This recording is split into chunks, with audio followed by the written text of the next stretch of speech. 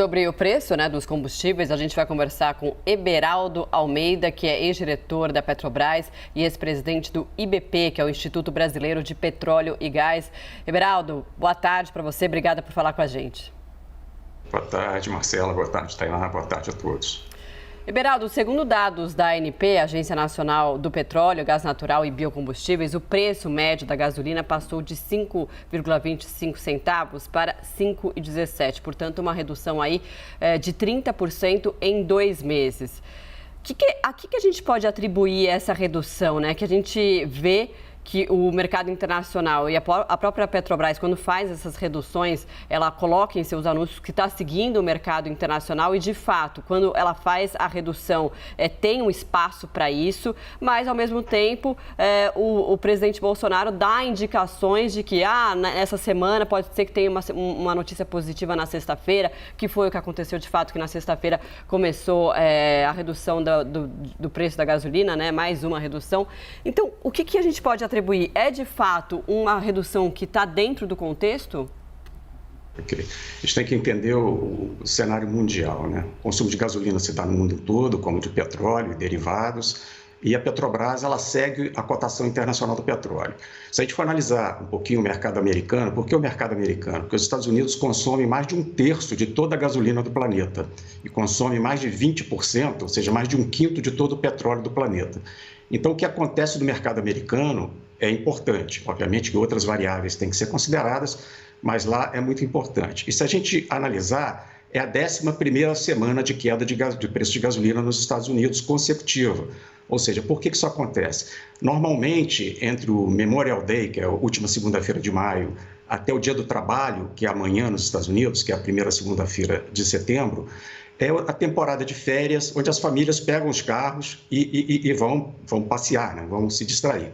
E o que aconteceu? Com a guerra e com a subida dos preços dos combustíveis, as famílias repensaram, fizeram economia, e a demanda esse ano está uma demanda de gasolina menor do que a demanda do ano passado dos Estados Unidos. Então, isso sinaliza, se o período de alta de consumo foi um período menor do que o do ano passado, agora, de segunda-feira em diante, já se espera uma normalização no mercado americano, ou seja, aquele pico que deveria haver, que há normalmente todo ano, não houve, foi menor, as famílias resolveram economizar, isso aí reflete numa sobra de combustível e numa queda de preço. E o que o Brasil está fazendo é acompanhando o preço no mercado internacional.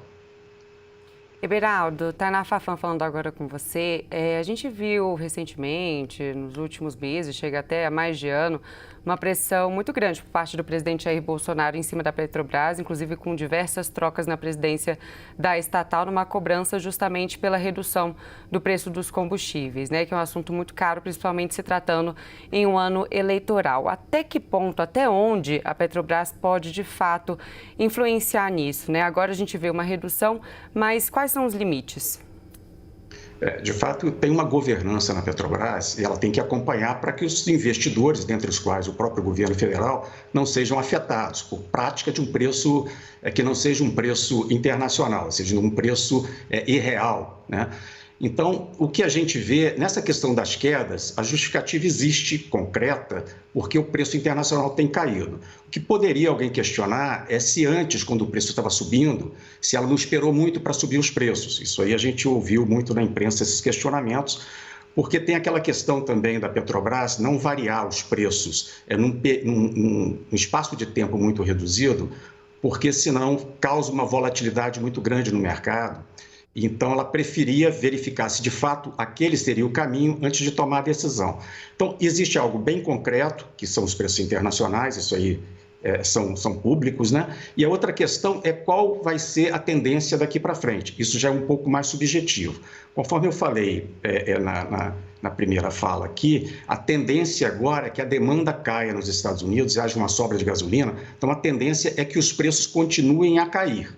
Agora, a gente pode asseverar isso? Muito difícil, porque pode haver um furacão que você limite a capacidade de refino, já que 54% da capacidade de refino americana está no Golfo do México, que é uma área de passagem de furacão. Então, você pode paralisar refinarias. Tem questões geopolíticas, questões da própria guerra, de retaliações de parte a parte. Então, isso a gente não pode antever, mas a tendência natural seria de queda.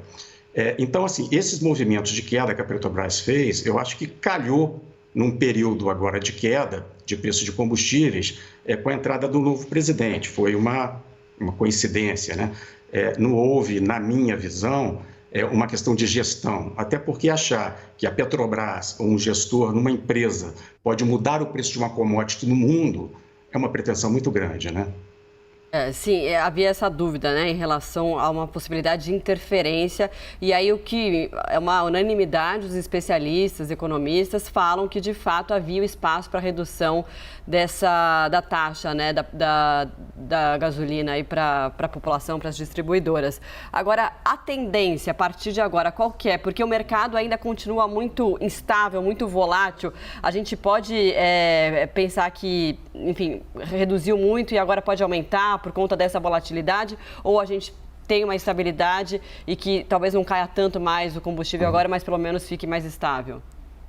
As dinâmicas dos combustíveis são um pouquinho diferentes, né? No caso da gasolina, a nossa visão é que, se nada de extraordinário acontecer, é que continue baixando, né? Porque o grande período de demanda americano, que é sempre considerado, já passa agora, termina amanhã, né? E a demanda foi menor do que a do ano passado.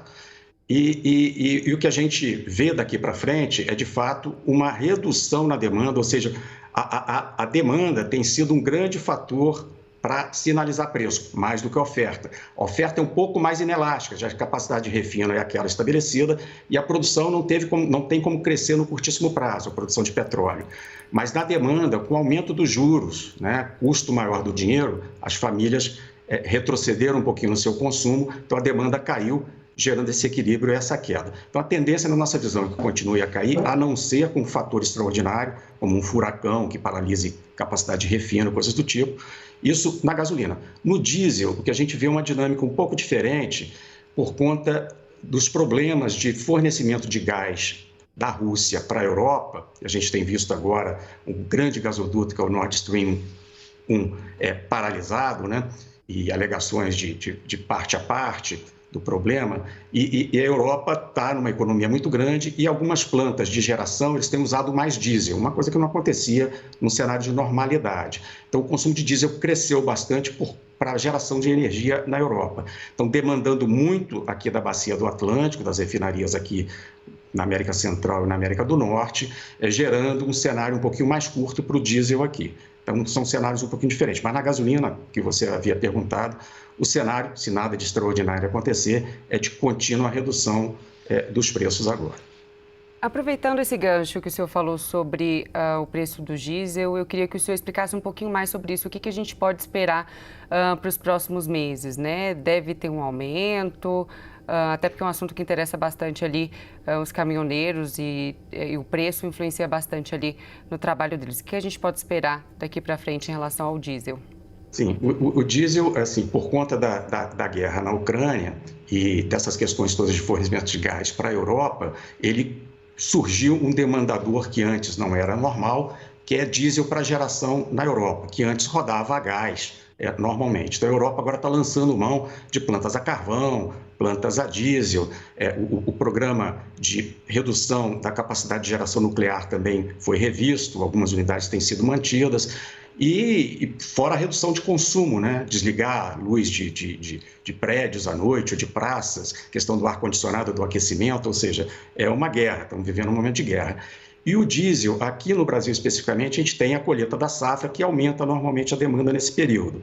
E o mercado está um pouco curto, inclusive algumas distribuidoras comprando diesel da Índia, já que a Índia é um país que tem ainda investido em refinaria, como a China, diferente do Ocidente, que a capacidade de refino tem decrescido, e também tem importado. A Índia passou a ser o maior importador de petróleo russo agora, superando a China.